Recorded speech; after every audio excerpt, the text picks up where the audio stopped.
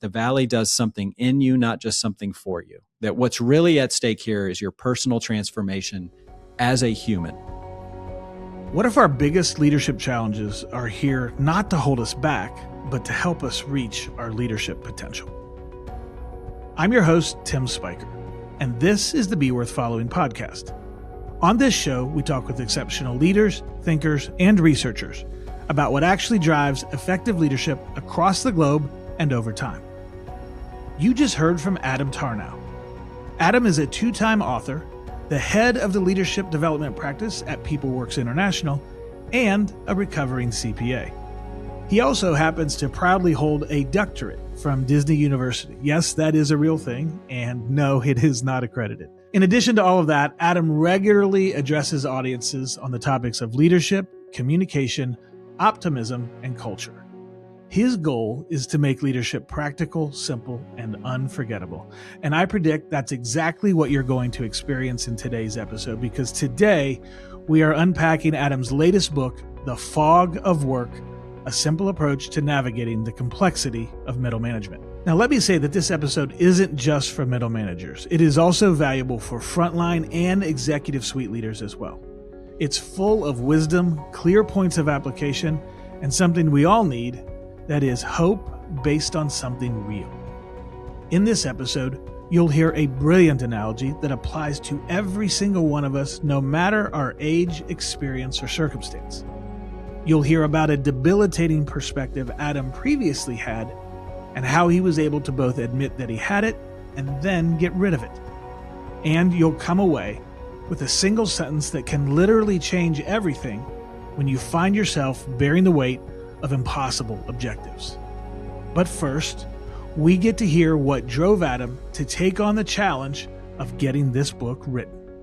Here we go. A teacher wants to help people. And as I was out there working with my clients, working with mid-level leaders, I just continued to see over and over again so much confusion, hurt, frustration, despondency, throw in whatever negative emotion you want to throw out there. I just saw so much of it. And when I looked out at the resources that were out on the market right now, there's some really good ones. There's some books written to first-time managers and books written specifically to managers. But a lot of the books that I saw that were written to middle managers just were, in my own opinion, overwhelming. They were trying to give a middle manager something to do for every possible scenario they could possibly face. And it just became this overwhelming list of things to do. I felt that when I was a middle manager trying to read some of these leadership books. And I really wanted to set out to write a book, not about everything, but about one thing that ends up being about everything. But that hey, everybody, that statement is going to make sense by the time we get done with this discussion. That's right. Yeah. You're like, wait a second. What did he just say? It's like, hang in there. Yes. That's going to make sense. So it's not a list of here's 100 things to do. It's like it all comes down, I believe, to this one thing and this one question. And, Tim, I had the pleasure of being able to share this in workshops and classrooms for 2 or 3 years before we actually started to type it all out. So I was able to get some real-time feedback on how people were responding to it and finding it helpful. And it just seemed to be a pressure relieving, cool drink of water, for a lot of those that are stuck in the middle. And so I just wanted to share it with as many people as possible because I believe in the message. By the way, what's our release date on the book? April 14th. All right. So as we're recording, that is tomorrow. It's tomorrow. Yes. That is tomorrow. And we haven't even said the title of it. So let's make sure. The Fog of Work is the title, with the subtitle being A Simple Approach to Navigating the Complexity of Middle Management. And I did get a chance to go through this ahead of time. And I hardly know where to begin. Like, I'm supposed to be the guy who has the good questions. My problem is I've got so many things I want you to talk about today and so many questions I want you to unpack. I don't know where to begin, but I'm going to make a statement and then you run with it wherever you want to. Okay. Yeah. I'm going to say this: villains and valleys and fog. Oh my. Yes. Jump in there with that, and we'll go from there. Yeah. And I so don't want to put words in your mouth. I'm for sure. stumbling because I'm like, okay, stop, Tim. Let's hear from Well, you. the story opens with me getting my first promotion, right? Or the book opens with me getting my first promotion. And so, there's a little challenge in writing that, because when I share that in a workshop, I'm telling a story, but then how do you, and the story has a visual that goes with it of this valley. And it was something that a former boss had drawn out for me on a sheet of paper. And so I knew I wanted to get that in the book, and I knew it needed to be there early. And so I kind of played it out like Steven Spielberg was writing a screenplay. And so we wrote it out as a little bit of like a script with all of it. But basically the premise was this, is that when you get promoted, you're moving up on the org chart, but in reality, you move down into a valley, and you've got a hill on your right side and a hill on your left side. And it's really important to note these hills are on the side of you, on either side, and you're at the bottom of this valley because of the way problems interact. Problems all roll downhill. They don't roll uphill. And so on the right-hand side, you've got what I call Mount Authority, which is your boss's boss, and they've got tons of issues that they're throwing your way that collect in the valley. And on the left-hand side, you've got your team. And I jokingly call it Ignorance Hill, because that's where, your team is just maybe a little naive. They don't have as much experience as you. They want to help you. They just don't know how to help you. And they've got their own problems, and they roll them down to you as well. So you've got these overwhelming problems from the left, problems from the right, constantly buried under more than you can handle. And that's the valley. Problems to the left, problems to the right. And in my mind, I hear, and here I am stuck in the middle with you. That's right. I hear it in my head. It's all over. 1972. That's right. So you're stuck in the middle, and you just get frustrated. And like, I was sharing that with a group of leaders in North Carolina, let's call it maybe 3 or 4 years ago. And it was not content that I had been sharing. I mean, this was shared with me over 25 years ago, and I'd never forgotten that illustration of, yes, you move up, but really you've gone down. And so I was talking with a mid-level leader at a biopharmaceutical company, and she was talking about, I feel this, I feel that, I can't do this, and it's just never ending. And I was like, I took a little detour in the workshop and went over to the whiteboard and just said, "Hey, can I draw something for you?" And she said, "Yeah, what?" I said, is this what you feel? And I just kind of draw out this crude version of the valley. And Tim, I couldn't get halfway through it, and she was just like, that's it. That's my life. That's my life. And so that's when I knew, okay, this thing that I thought for years was maybe just a quirk of public accounting is actually what most mid-level leaders experience. It's the life of a middle manager. You're stuck in the middle. And so that's the valley. It becomes a metaphor, and then valleys are known for a couple of things. You got tricky terrain, you got unpredictable weather. That's where the fog is. Fog actually, from a meteorological perspective, does collect in valleys. And so there's a lot of fog that can happen there. And it just became this metaphor to describe the life of a middle manager. That whole analogy, in my view, as we get started, you've just scratched the surface. There's so much more. It's brilliant.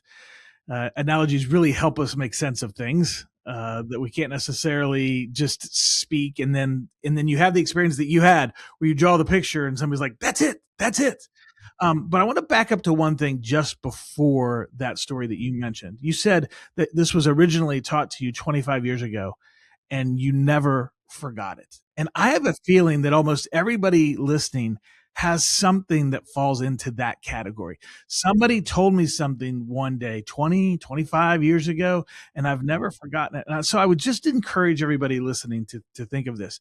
Adam has gone to the trouble of writing a book to help us lean into this brilliant thing that was taught to him 25 years ago.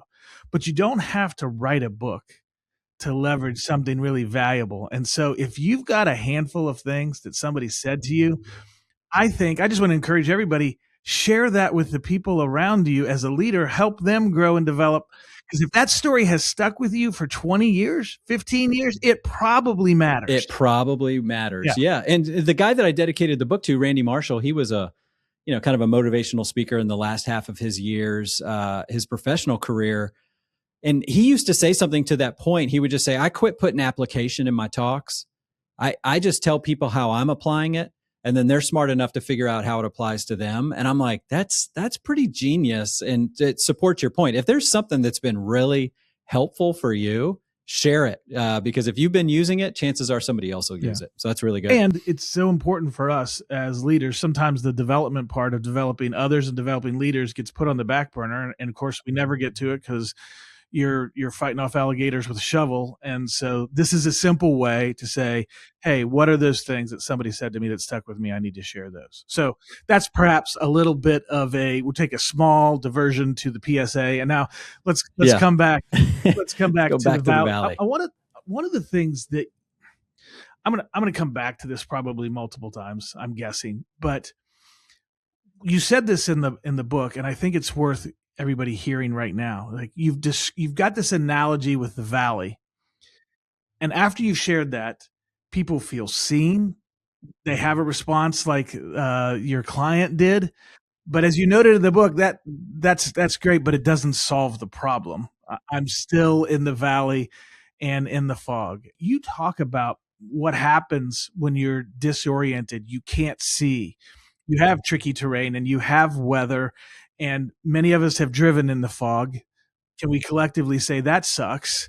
And so talk to us a little bit about where we go from. If you've now identified, hey, we're in this valley called middle management and I can't see anything, help me know what to do next. Yeah, well, I think we first need to identify, it's great to label the tricky terrain and the unpredictable weather, but I think it's really important for us to connect the dots of what specifically is it about those two things that causes so much anxiety, frustration for us.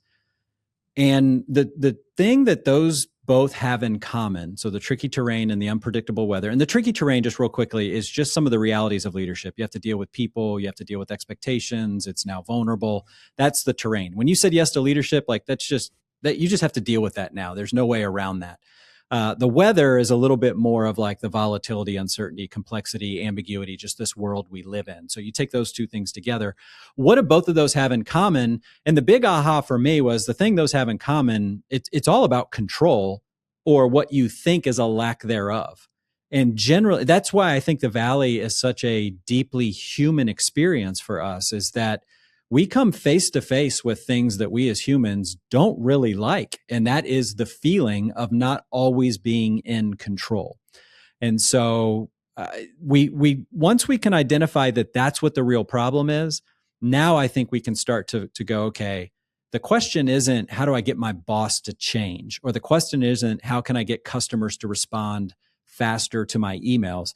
The question is, how do I handle situations that maybe on the surface, I don't have complete and total control over? That's the real question that I think is, if you don't get that right, you're going to be spinning your wheels and spend a lot of time in the Valley. The Valley is going to win. It's going to win and it's going to beat you down because that's the lesson that I think the Valley is trying to teach us, is that we need, as I use just that common metaphor, the new operating system for handling stressful situations that feel like they're outside of our control. So that's, as I started to move towards solution, I had to go a little bit deeper into the problem and just go, what's really going on here is this is all about control. What if somebody were to say, well, what if you just don't care about control as much? I know you talk about studies from Rutgers and Columbia a couple of different times in the book about what's true about our desire for control. Talk about that a little bit, if you could. Yeah, I mean, we've all got a little control freak in us, and there is a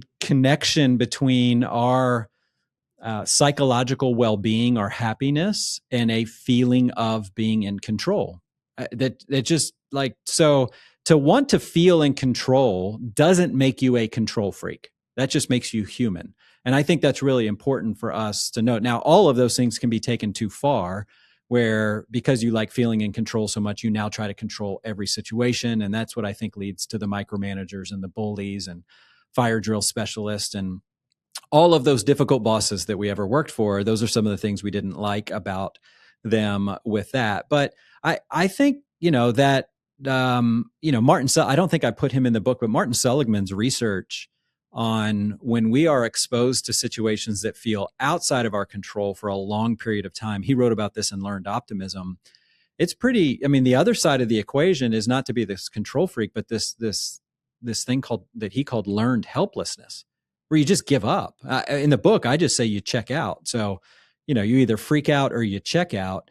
And neither of those are the appropriate response to what feels like you're outside of, things are outside of your control. It's not great to be a micromanager, and it's not great to be, and this was me where I fell a lot in my career in the Valley. to just check out and become a cynical, pessimistic blamer who loves to say things like, yeah, I sent them an email and I haven't heard from them yet.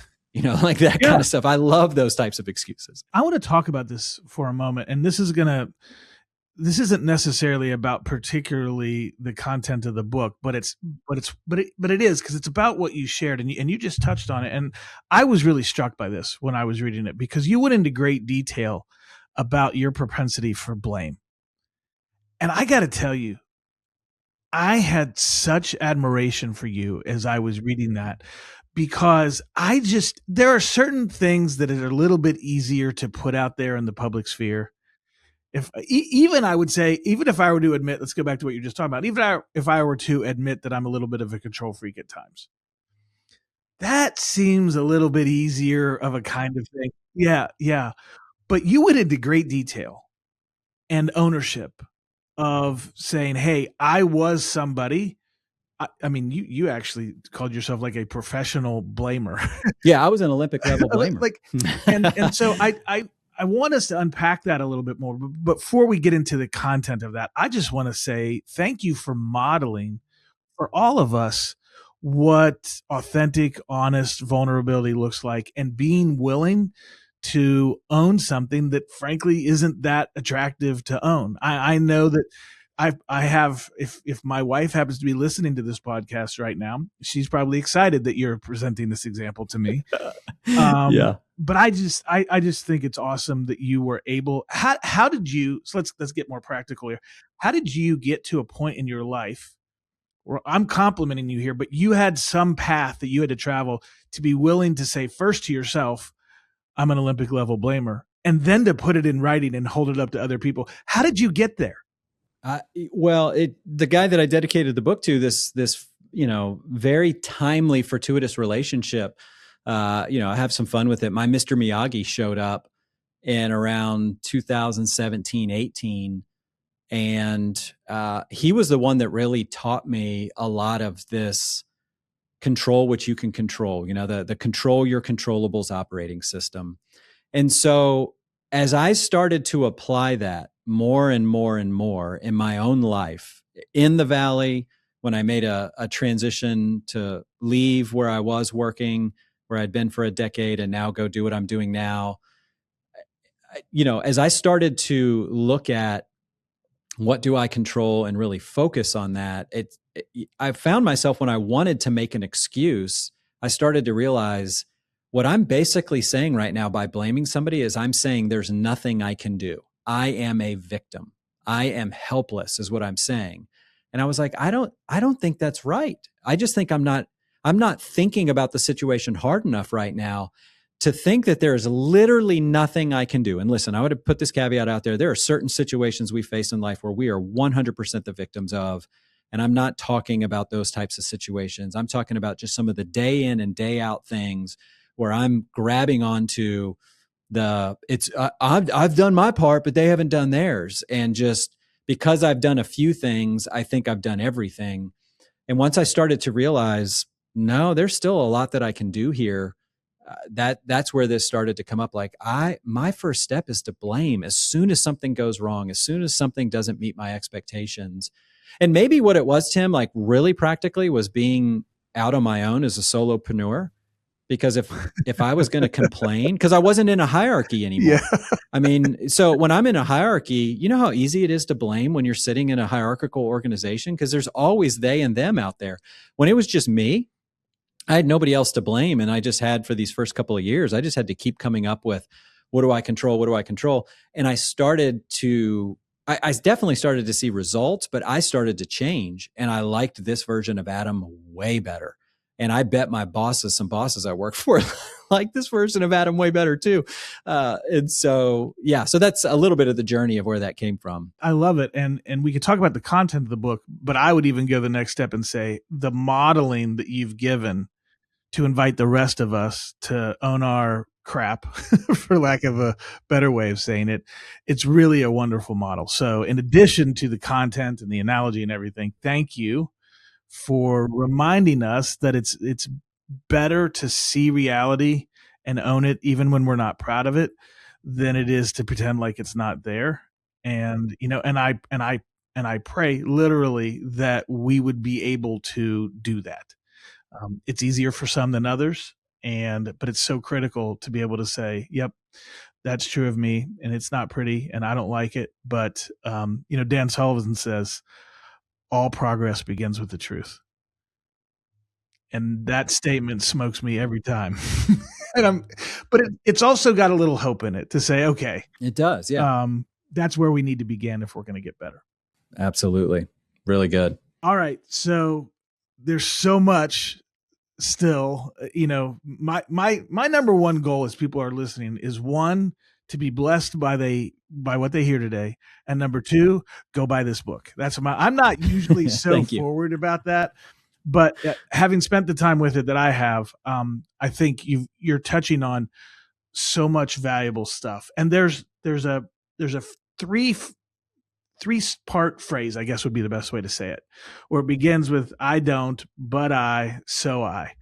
And I'm just going to say this. We're going to talk about this in the construct of middle management. I also, as I have encountered this, so thank you for sending me to me ahead of time, by the way, I'm thinking that this phraseology is not just powerful and valuable for middle management. I think it's powerful for everything. It's powerful for my marriage. It's powerful for any spot. It's powerful for me dealing with youth soccer with my kids. So talk about this phrase a little bit and how it works. Yeah, so it's the fog clearing statement is what I call it. And so any situation you face that initially there's a reaction to either want to blame, freak out, or check out, I just have some fun with it and go, the third path, the better way to make it through the valley, because there is no way out, right? But there is a way through. The way to make it through, it's not freak out, it's not check out, it's figure it out. And so to figure it out, you use this fog clearing sentence sometimes 1 million times a day, right? You just keep using it over and over and over again, because this truly is the secret that anybody who makes progress through difficult situations, this is what they do. And so if I could just talk to senior leaders and executives and C-suite of, folks right now, I don't doubt that you know what's in the book. I bet you'll nod your head a lot and maybe wouldn't learn. Maybe you learn a couple new phrases as you go through the book. I don't doubt that most C-suite leaders know how to control your controllables and identify, I don't control this, I do control that, so I will. What I do doubt is your ability to articulate that to your team, because it's just a part of who you are. It is already your operating system. You don't know how to describe your operating system. And so that's where I think this becomes immensely helpful, as I think I've codified and written down what's made you successful in a way that is tangible and accessible to everyone. Now, will they do it? That's up to them. You don't control that. But at least we can articulate, I didn't win the DNA lottery. This isn't because of where I went to school. It isn't because things are easy for me. This is because this is what I do day in and day out. So the fog clearing sentence is basically one sentence with you fill in the blank. You say, I don't control blank, comma, but I do control blank, comma, so I will blank, period. Let's say it again, because I want, if you're not driving or jogging right now, grab a pen. Right. Yeah. So this is what you do. You face a situation and you take a step back and you go, okay, let me just think about this situation right now. Let me first list out all the things I don't control. And that's a really long list. And it's a really good and healthy way to try to make progress. Is let's first identify what I don't control. Most of the time, what you're going to write on there is you don't control other people. You don't control the markets. You don't control what the Fed is going to do. You don't control what world leaders are going to do. You don't control what your customer is going to do. I mean, there's a long list of things. Really healthy to write that out. I don't control this stuff, but I do control. And so there's a comma, and the but is like, now we're changing directions, and now I'm going to focus solely on what do I control in this situation. This is where energy starts to pop up in the life of the middle manager, because what I noticed, Tim, is that those who make it through the valley, they have this really unbelievable ability to locate and identify things that they control in any given situation. And so that list of, so I don't control those things, but I do control these. And I think it's very powerful to write them all out because it starts to build momentum and you start to realize, okay, I could step back and check out if I want to. I can try to play the victim right now, but I just identified 4 to 5 things that are 100% in my control that I can do to try to improve this situation. And I think you get a lot of energy. So then you move to the last part. So I will, and you just embrace something that's on there. So I call it step back, evaluate, embrace. So you take a step back and evaluate things. It's see, right? This is how you start to see your way through the valley, is step back, evaluate, and embrace. And this is what I do with my coaching clients. And this is what I do in workshops is I literally it's like a sheet of paper, turn it landscape, create your 3 columns. And Tim, it's been really fun to watch leaders go through this. And what's surprising to me is that the list that is the longest is always the second part, but I do control. That list is always longer than the things they don't control. And it's surprising to them. And so they move forward and they embrace what it is that they can embrace. And it's a really powerful exercise to go through. I think that's an extraordinary construct. And like most things in life that are incredibly valuable at its base level, like wait, this is very simple. Now, simple's not easy, but I think the amazing aspect of I don't control, but I do control, so I will. The word, and you wrote this in the book, the word that comes into my mind over and over again is agency. Because, and you use the word, when I feel helpless, I mean, there's whether we're talking about middle management or anything else in life, when I am in a helpless situation, gosh, life kind of sucks in every way. And so what you're providing here is essentially a methodology to help us find the agency that is available. That's it. That's exactly it. And that's why it's so applicable to so many situations. Maybe I'll look back on it, Tim, and just go, I should have never written this to middle managers. I really wanted to write a book to middle managers because that is me. But you're right. It's as I teach this, listen, if my sons came on this podcast, they would go, oh yeah, that's the way my dad makes me think through all this stuff. My wife and I, this is what, here's what we do. Okay. What do we not control? Here's what we do control. So we will.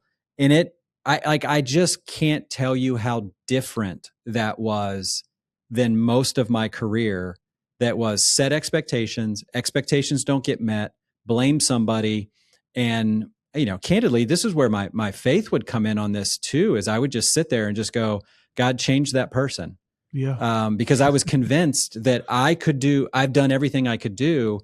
And I just never, the image that comes to my mind with that, what do I control question is those that make it through the valley, they dive into that. It's like, they just jump into the waters and they just swim around in that question for a long, long time. And they find a ton of stuff down there. And that's why they can continue to move forward. It was really fun to take 3 middle managers that I greatly admire and interview them and put some of their top 10 or 12 principles in the appendix in the book. Mm-hmm. That's like, you go, what do these people do? They have this uncanny ability to always identify what they can control, and they move forward with that. They never believe that they're victims. Do they get frustrated sometimes? Of course. Mm-hmm. Do they feel like they're a victim for maybe a day or so? Of course, they're human. Mm-hmm. But then they always get back up and go, all right, there's something I can do here, and I'm going to do it, and I'm going to keep moving forward. I had a coach a couple of years ago who I was working with, and he defined this helplessness by calling it a suffering state. And that really has stuck with me to be able to identify, and it's almost exactly connected to this idea of helplessness. When do I feel stuck? Like the circumstances and the people around me are making things impossible. And if I can use that as a cue to go, oh, okay, I'm in a suffering state. Now, what I would do is turn to this construct that you've shared. Okay, what don't I control? And you talk about, well, I never control all the things that I want to. I think we can probably all agree to that pretty quickly. But I do control, and you talk about how that list usually ends up being longer than we think that it's going to be. And then, so here's what I'm going to try. To me, I feel that suffering state in my gut. Like I can do the engineering logic as I do, but I feel it. And so this again, the statement, this construct is so valuable to me. I just invite people to consider, if you feel stuck, if you feel, whether you're in middle management or not, but if you feel stuck, maybe I don't control, but I do control. So I will is a way forward. It is. Yeah. I really, again, anecdotal from my own life, from those that I coach, from those that I work with, it seems to at least, let me share one quick story. I was coaching a guy a couple of weeks ago, and there was a situation with like an annual review that he was giving to somebody on his team that didn't go well. And he felt stuck, that's where the conversation started. He didn't use that word because I don't hear a lot of leaders that just use the word stuck, but he was feeling torn on what to do. So we literally put him up on the whiteboard. I created the 3 columns. He went through all of it, determined, so I will. And of all the so I wills, like the things that I control, going back and initiating, having another follow-up conversation with the person who he just had a bad conversation with, never showed up on the list. And I remember going, hey, I still think there's one more thing you could do. And he was like, well, what's that? And I was like, well, you could initiate another conversation and you could then share your perspective of how the first conversation went. And Tim, this is what he said. He goes, you're right. I could do that. I just don't want to. And I just said, well, that's interesting because now we've really identified the problem, because you started this conversation saying the problem is that person. What was in the way of you getting what you wanted was that person wasn't behaving. We've gone through this situation, and now what we know what the problem is you don't want to do what you know you need to do. That's a different way to solve it. So that's great. We've got problem identification, but it was so interesting that how that conversation started with a blame, that then when he worked through the construct, he realized, no, it was what I in the book call the conviction courage dilemma. He had the conviction of what he needed to do. He just didn't have the courage to do it yet.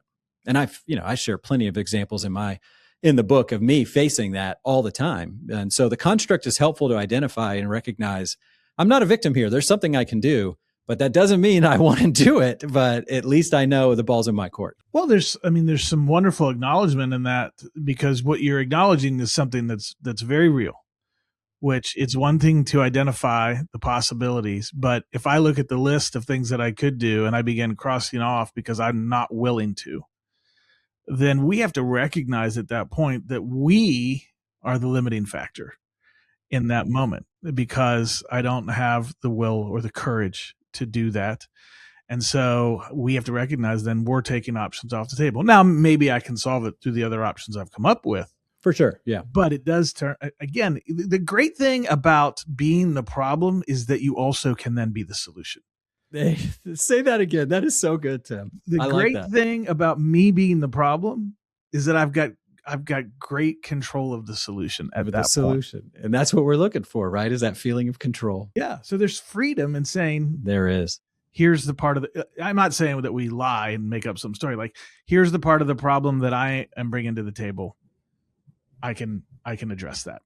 And so, but it's so practical for you to have brought up, like, you might not be willing. You might not have the courage to do the part of this that's going to help you move forward. I think that's so, like, this is practical. This isn't like all just kind of theory in the sky and rainbows. And so I love how practical you make that.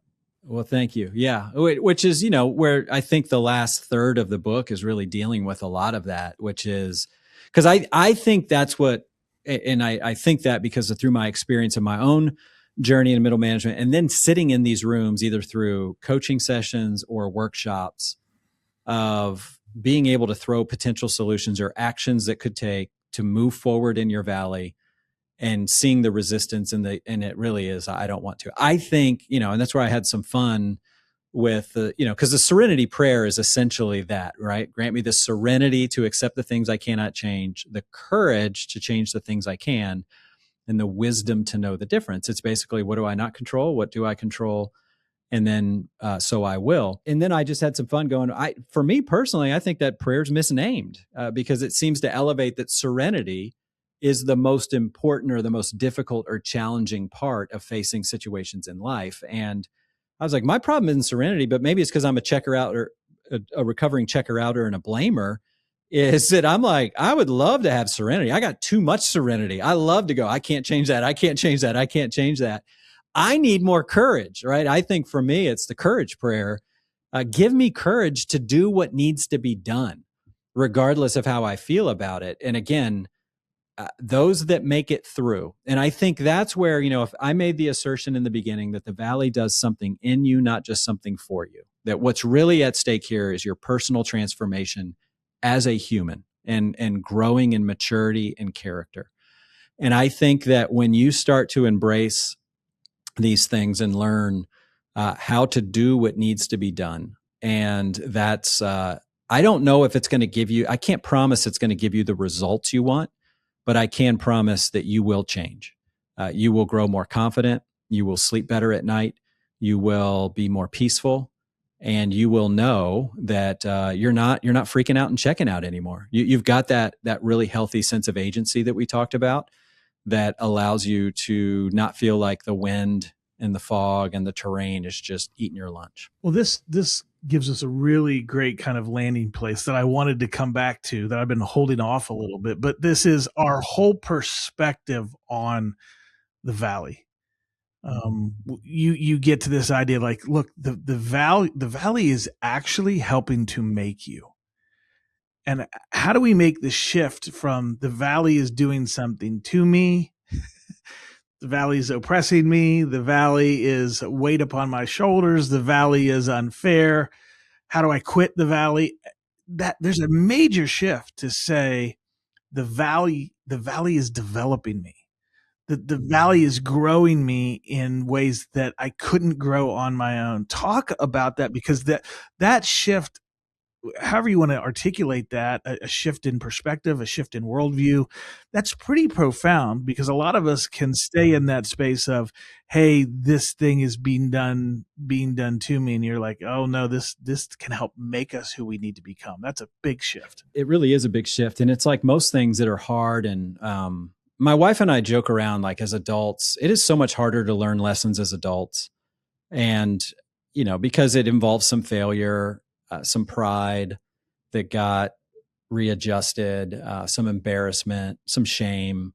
I should know this stuff, right? So it's not a ton of fun to continue to learn these lessons, but I know very few things, and Tim, you will just be a sample size of two. I know very few things that have formed my character more than challenging circumstances. And I know character is a massive deal for you, and what you have seen in your research of what makes somebody a leader worth following. It's not the skills. It is all the roots. It is who you are. And so if you want to just get out of the Valley and just escape, what you're kind of saying, and if I'll push a little bit here, what you're kind of saying is, I think my character's developed enough.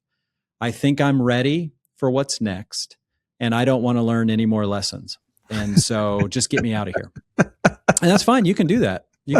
But I just think, and this is where I like, it was fun to go back and do some exploration on Joseph Campbell's work on the hero's journey and what it is about that hero's journey that we so resonate with. And it's because it is the human journey.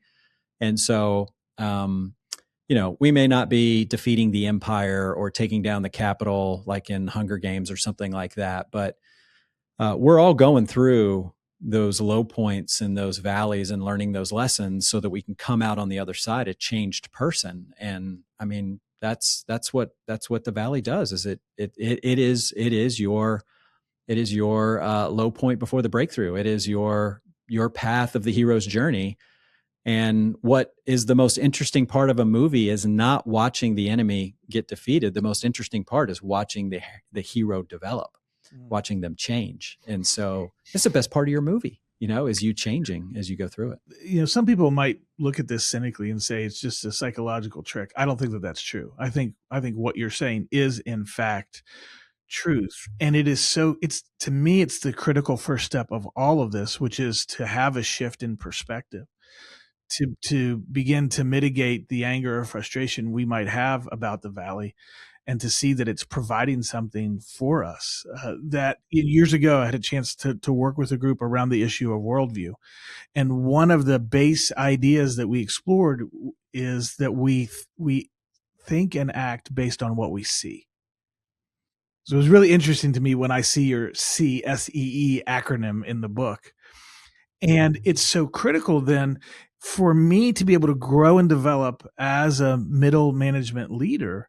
How I see the valley that we describe here is going to make all the difference for whether I lean in, tackle, and figure it out, or do the freak out or check out thing that you're talking about. So and here's the reality.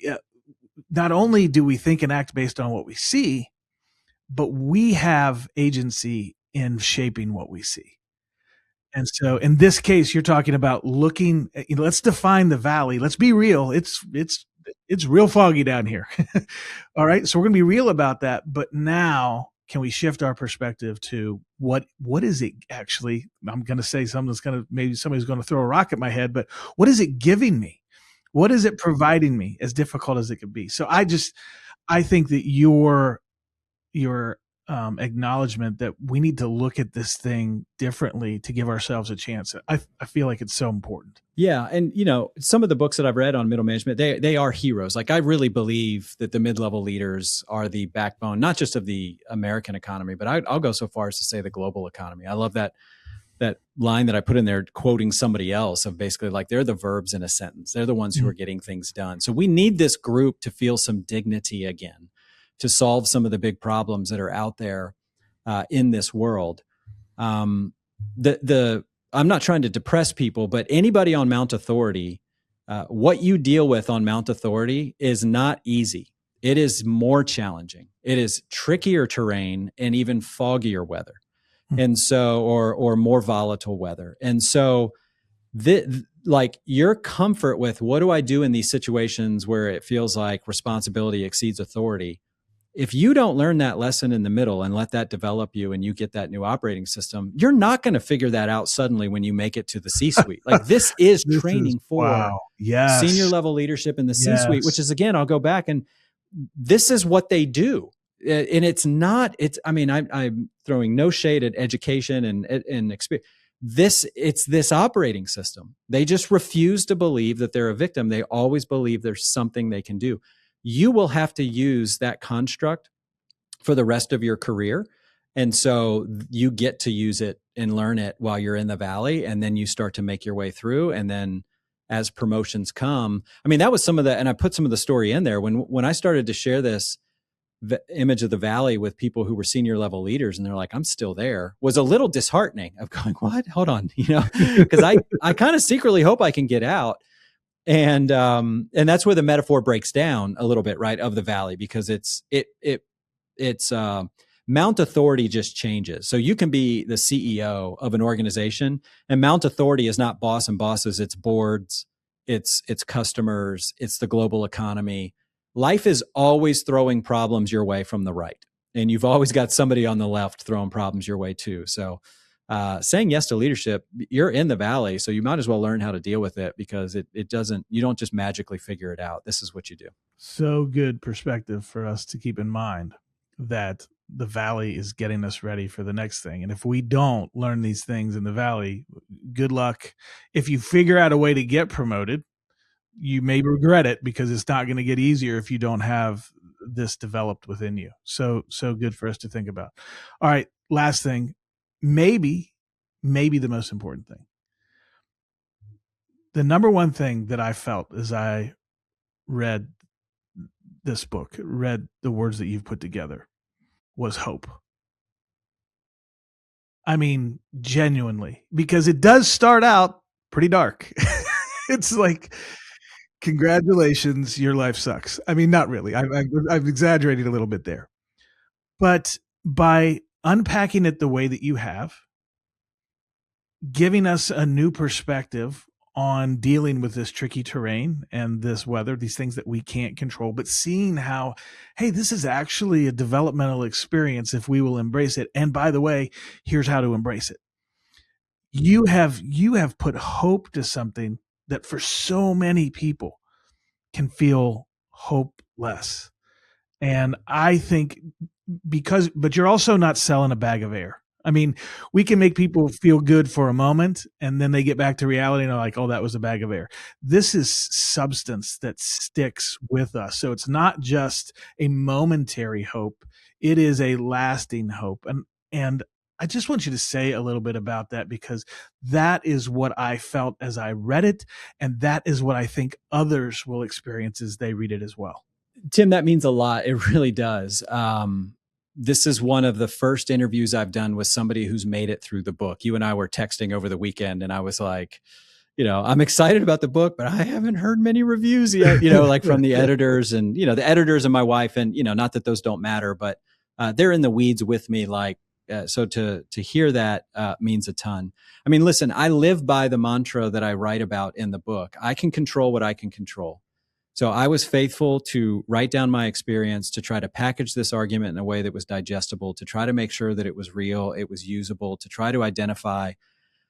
My desired outcome was for people to feel hope and to bring dignity back to this role and to give what I think is one of the most important demographics in corporate America, a drink of water. And so, but I could only control what I could control in that. And so it's really encouraging to hear that you got that desired outcome while reading it. And my prayer is that it helps thousands of others too, to be able to feel that as well. Because as you and I both know, in the end, these lessons that we're going to learn, you'll definitely use this stuff at work. But I think this is the stuff that changes a life, and because it changed mine.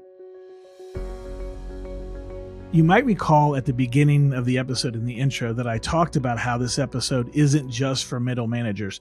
It's for all leaders. And then I even suggested that there's something for all of us, no matter age or stage of life, in this episode. And I trust that you heard that throughout, even as Adam was finishing up there talking about the impact of these ideas, not just on leadership, but on life.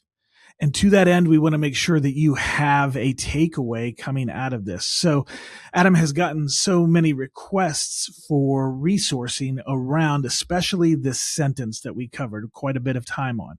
The I can't control, but I can control, so I will. That construct is something that he has created a companion resource for. And so we're going to link to that in the show notes. And it's not a super complicated idea. Therefore, it's not a super complicated resource.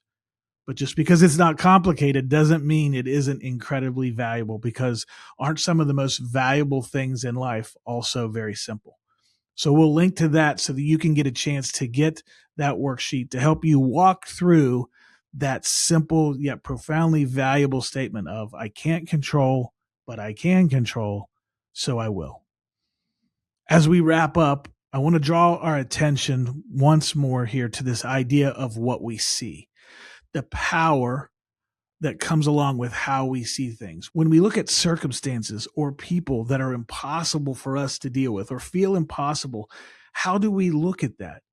Do we see it as opportunity, or do we see it as roadblock?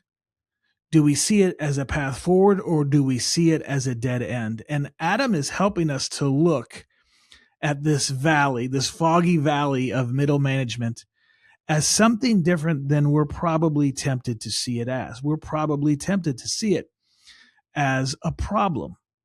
And he's suggesting that it might be something more than that, much more than that. It could be our path through and eventually up, as it helps us grow and develop to become better leaders than we would be without the valley. In fact, that's one of the shifting things that we get a chance to make a choice about, is do I look at the valley as something that's helping to grow me and prepare me for the next thing, rather than something that's just annoying and in my way and impossible to deal with.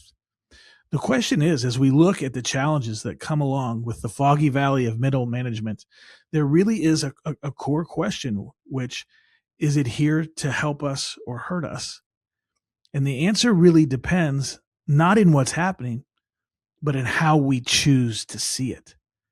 that is perhaps the biggest challenge with this whole idea is, are we willing to see the tricky terrain and the unpredictable weather that Adam talked about? Are we willing to see those things that are helping to move us forward if we will embrace them that way? And so that leads me to the question that I want to leave you with today. And that is this: are you willing to see the challenging circumstances around you as a leader as exactly what you need to grow and develop? This is Tim Spiker reminding you to be worth following and to follow us wherever you get your podcasts. If you've heard something valuable today, please share our podcast with your friends, colleagues, and family. And if you're up for it, leave us a 5-star review. Thanks for listening.